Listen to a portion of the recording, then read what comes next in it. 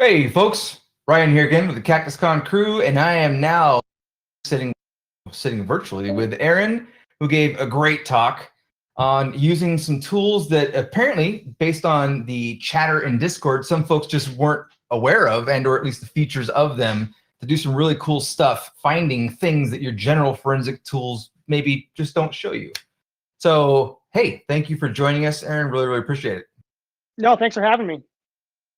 So we're going to go ahead and start with our giveaway, and then we'll get right into our Q&A. Oh, that rhymed. How cute.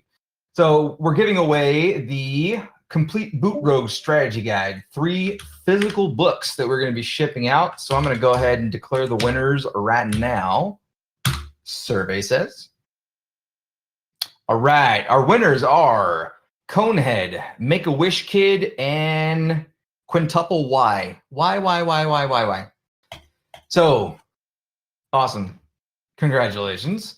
I will start the next giveaway, which is a $50 Amazon gift card when we're done with the Q&A. So, Aaron, some fun stuff came up in the chat, actually, and we also had some fun comment on YouTube for you here. So, Perfect. One thing is I actually noticed in the background, and we had you grab them, is you've got some No Starch press books right next to you. So, boom. Boom. The IDA book, and then some folks call it a replacement, some folks call it an augmentation, the Ghidra book. The Ghidra book, yep. Yeah, off air, we were just talking about a bunch of malware analysis stuff. And so quick little plug, I saw him over his shoulder and I was like, hey, that's one of our sponsors.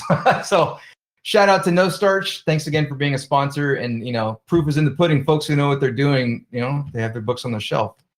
So that was super ad-like, but that's all right. Folks who know what they're doing have their books on their shelf. Have their books on their shelves, yeah. It was good stuff. All right. Or on their nightstand, yeah. Yeah, right.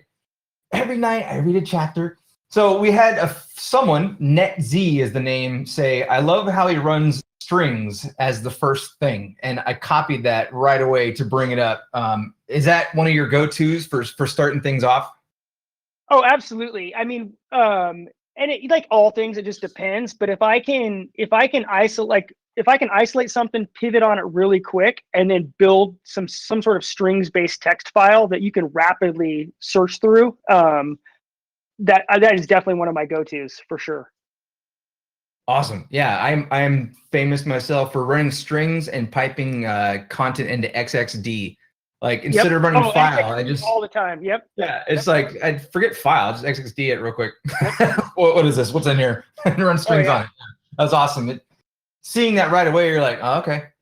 I see you. And then someone else made the comment, wow, volatility has a shell. I did not know that. Super useful. It is super useful. Yeah. I don't want to say a better comment, but another comment that even took it a little bit further is our buddy JJ Styles, who's just having quite the conference today. Says this talk could also be called half the story, or rather, how the vol shell and mal find your way to the motherland of hidden executable code. And I was like, yeah, you just copy paste that title. Boop, and there it is. Yeah.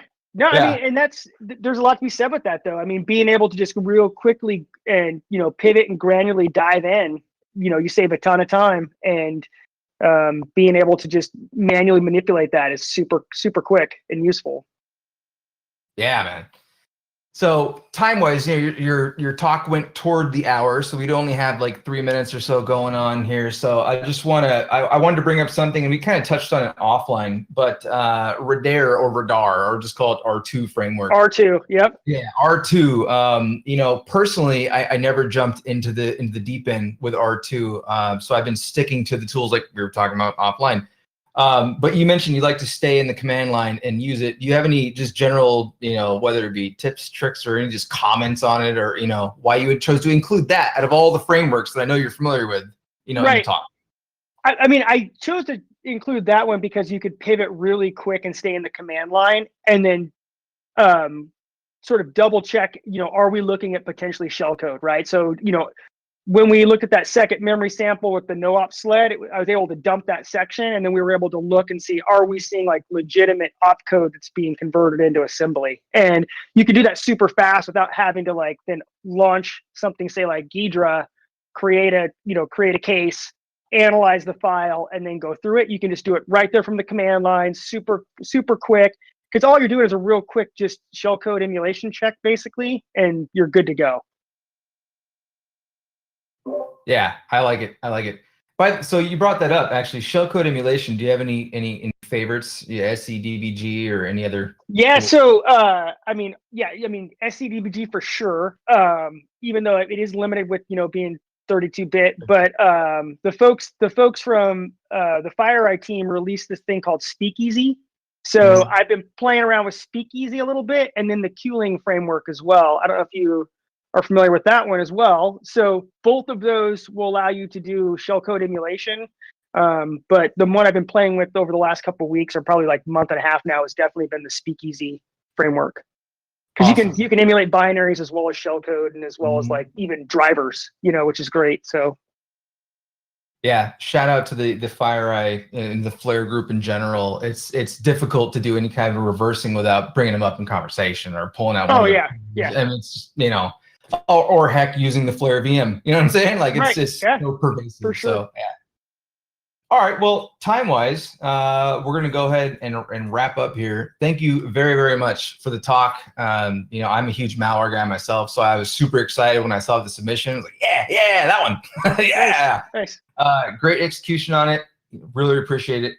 I'm going to go ahead and start the next giveaway, and then we are going to move on. Our next talk starts very shortly here. So the next giveaway is a $50 Amazon gift card sponsored by Digital Shadows.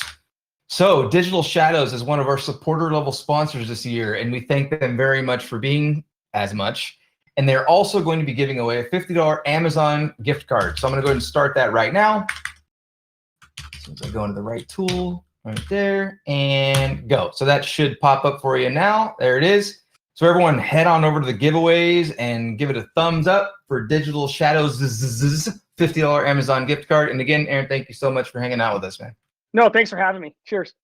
All right. See ya.